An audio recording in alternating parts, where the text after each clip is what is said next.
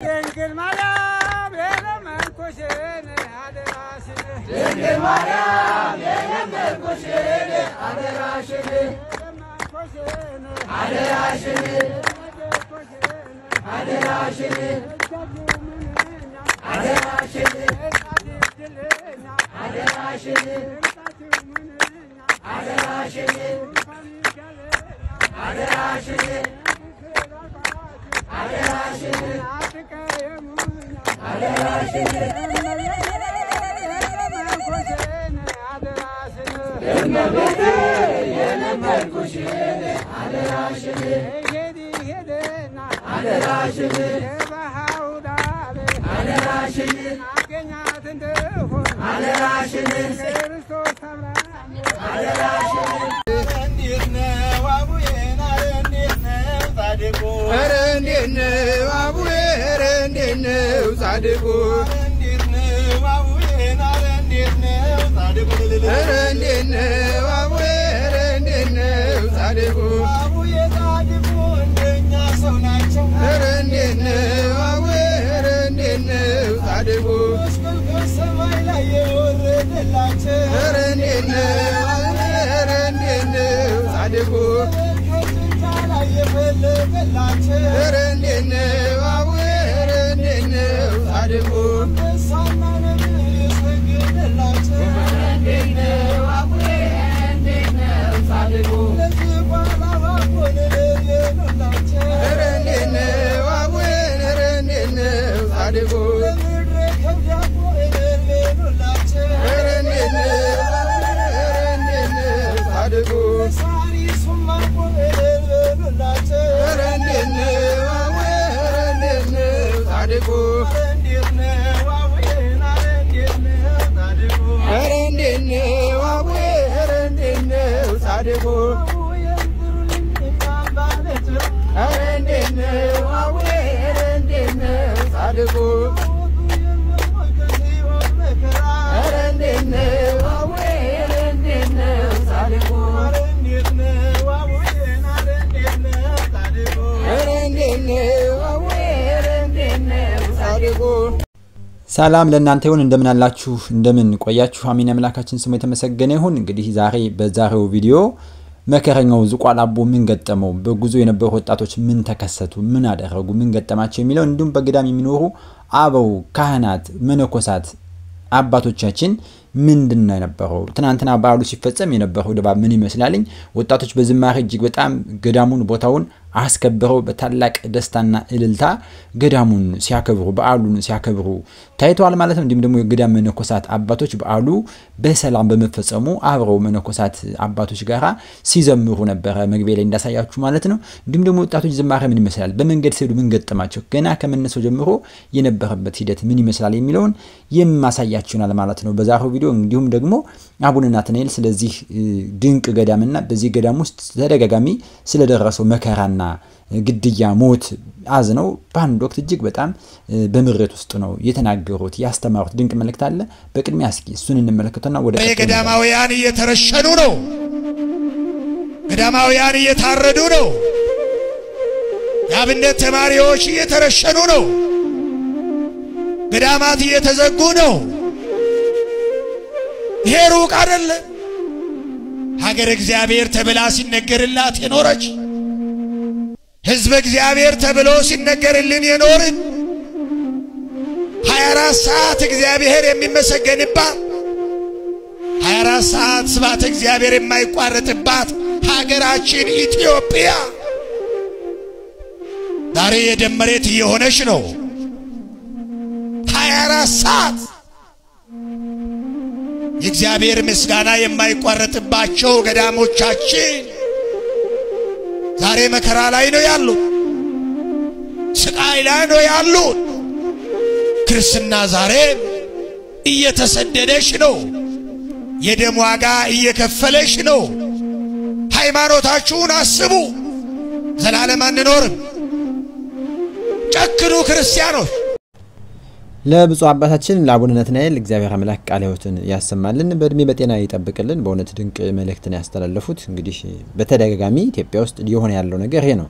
ደም መፍሰሱ በስቷል መንግስት የነገር እንዲያስቆም የተገባ ነው ብለዋል ማለት ነው በርግጥ እግዚአብሔር ይመስገን ዘንድሮ ዝቋላ በሰላም ባሉ ተከብሯልኝ አሁን ብዙ ጊዜ ዝቋላ ሲባል ልባችን ይደነግጣል ጆሮአችን የሚሰማው ነገር የተነሳ ከሚሰማው ነገር የተነሳ ድንጋጤ ይበዛብናልና በቦታው ያሉ ታጣቂዎች ቦታውን ይከቡታል ገዳማውያን ያንገላታሉ ይገደላሉ ይታፈናሉ እውነትን ይዘን ብንሄድ ይሻለናል እግዚአብሔር ይመስገን ይያላችሁ እውነትን ይዘን ብንጓዝ ይሻለናል ወጣቶቹ ወደ ገዳማችን ጠብቀን ምን ይመስላል ብንጓዝ ይሻለናል ዝግጅት ነበራቸው እንዲሁም ደግሞ መኪና ውስጥ ገብተው በመኪና ውስጥ ያደረጉት እንቅስቃሴ ከዚያም ደግሞ ገዳሙ ውስጥ ገብተው ያከናወኑት አስደናቂ ነገር አለ ገዳሙ እጅግ በጣም በሚደንቅ የዝማሬ ማዕበል ተንቀጥቅጧል መነኮሳት አበው በደስታ ሆኖ አብረው ዘምረዋል ከወጣቶች ጋር ማለት ነው እሱን እንግዲህ በዛሬው ቪዲዮ የምንመለከት ይሆናል ማለት ነው ለመሆኑ ቅድመ ዝግጅታቸው ምን ይመስል ነበር እንዴት ነው የተዘጋጁት ከዚያስ ደግሞ ጉዟቸው ሂደቱ ምን ይመስላል ወደ ገዳሙ ሲገቡ እስኪ እንመለከት ገዳም ነው ወስዳችሁ በመጀመሪያ ንጹህ ወን ስላለብን እንታጣብ ከዛ ጻጉር ቤት ገባን ምናምን ከዛ እዚህ ጋር አንድ መንገዛው ቃለ እዚህ ጋር ገዛዛን ምናምን ጨረስን እንግዲህ እዚህ ጋር ለሊት 12 ሰዓት ነው ያው ለሊት ወተናል ያው መነሳቱ ቢከብደን ወጣን እንግዲህ ያው እንግዲህ እንደምታውቁት ጉዞ ላይ ምግብ በጣም ወሳኝ ነገር ነው ያው እኔ ደግሞ ተበላለት ታመም እዚህ ጋር ያው ማናቆ ምግብ ቢሆንም ጎረስ አረግን ቡና ይጠጣለት ተባለ ልንጠጣ ወጣን እንግዲህ እዚህ ጋር ከዛ መኪና ልጅን ሳሰለች ዛሬም ትሰማለህ ዝግት ልገስግስ ከደጅ ልውደቅ በሰላም አቡነ ገብረ መንፈስ ቅዱስ ገዳም ደርሰናል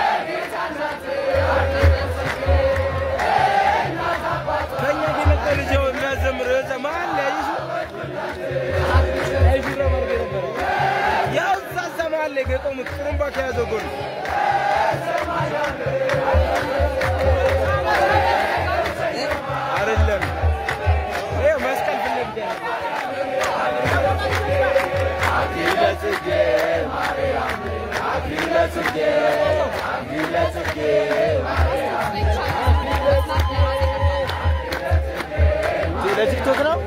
ኤዲት እንዴት ታረጋው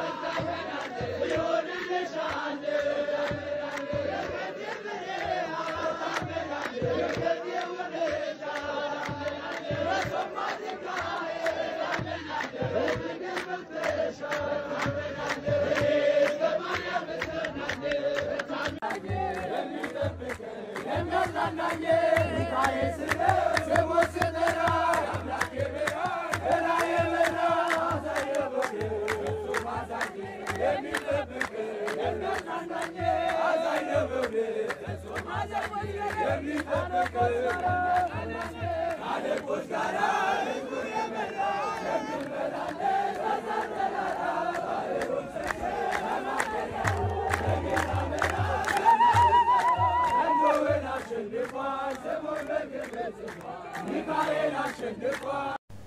በዓሉን ለማክበር በዝቋላ የተገኙ ኦርቶዶክሳውያን ወጣቶች እንግዲህ ገዳሙን በዚህ መልኩ ከበው በውጭም በውስጥም በቅጽረ ገዳሙ ውስጥ ሆነው በዝማሬ እግዚአብሔርን ሲያመሰግኑ ነበር ማለት ነው። መነኮሳት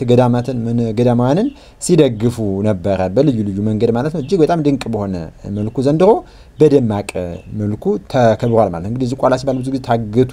ተጓዦች መንገድ ተዘጋባቸው ታፈኑ አባቶች ተንገላቱ የሚል ነበር። እግዚአብሔር ይመስገን ዘንድሮ ግን በጣም በደማቅ ሁኔታ ሁሉ ነገር ሰላም በሆነ መልኩ ተከብሯል ማለት ነው። ዝማሬያቸው እጅግ በጣም ደስ ያሰኝ ነበር ወጣቱ። እስኪ ደግሞ ይሄንን የትኛውም አይነት መከራ ቢገጥመን የትኛውም አይነት ችግር ቢገጥመን እኛ የተዋህዶ ልጆች ዛሬም ነገም ወደፊትም እንበዛለን። ተመልከቱ ዛሬ በአባቴ በዝቋላ አቡዬ ደጅ እንደዚህ የተዋህዶ ልጆች በአራቱም ማዕዘን ተሰብስበው ተገኝተዋል። ሁላችሁም የጻድቁ ልጆች እንኳን አደረሳችሁ። ይህን መረጃ ለበርካቶች እንዲደርስ አብስታችሁ ኮፕሊንግ እንዲሁም ደግሞ አብስታችሁ ሼር አድርጉ፣ ሪፖስት ማድረግም እንዳይረሳ። መልካም በዓል ይሁንላችሁ።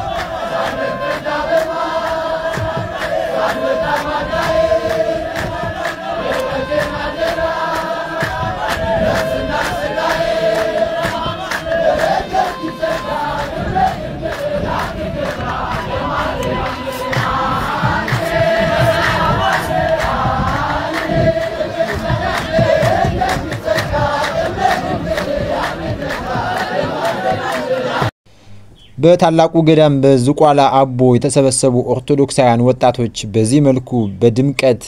ጠጠር መጣያ እስኪያጣ ድረስ ገዳሙና ቅጥር ግቢው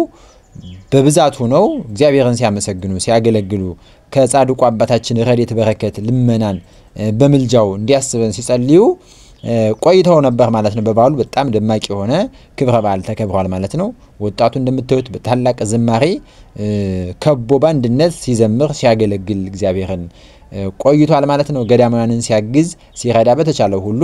በበረከት በገዳሙ በሚገኘው በረከት ሲካፈል ሲሳተፍ ቆይቷል ማለት ነው። እንግዲህ ሁላችንም ወደዚህ ገዳም ያለድነ እግዚአብሔር እንደ ፍቃዱ ያደርሰን ዘንድ በጎ ፍቃድ ይሁንልን። እየተሳላችሁ ቆዩ እንግዲህ ያለዳችሁ ማለት ነው። ጌታ በፈቀደ ጊዜ